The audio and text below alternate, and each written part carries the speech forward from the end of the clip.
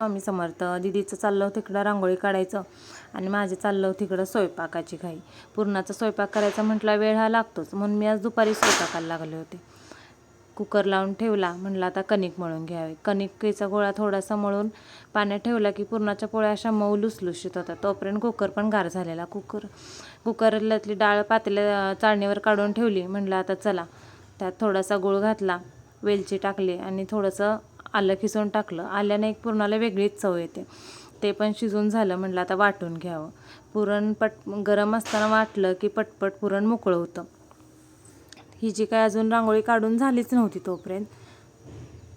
मग आता पुरणाच्या पोळ्या राहिल्या होत्या, म्हटलं चला करून घेऊया. तोपर्यंत झालेलं बाकीचं सगळं, भजी झालेलं, भाजी झालेली, पापड कुरडई सगळं तळून घेतलेलं. कारण व्हिडिओ शूट करायला लाईटच नव्हती त्यावेळेला. आहोंचं चाललं होतं हार करायचं. बघू शकता पोळ्या कशा फुगतात. आहोनी ते सुंदर असं दरवाजाला एक तोरण बनवलेलं, ते पण लावून घेतलं. परत यांनी बसले दुसरा हार करायला.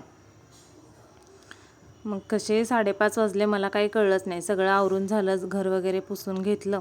म्हटलं चला आता पडदेशी लक्ष्मीपूजनाची मांडणी करून घेऊया. लक्ष्मीपूजनाची साधी सिंपलच मांडणी करते मी दरवर्षी. आम्ही दोघेजण बसलो होतो पूजेला आणि हा होता दीदीच्या रांगोळीचा फायनल लुक. तुम्हाला कसा वाटला कमेंट करून नक्की सांगा. चला बाय.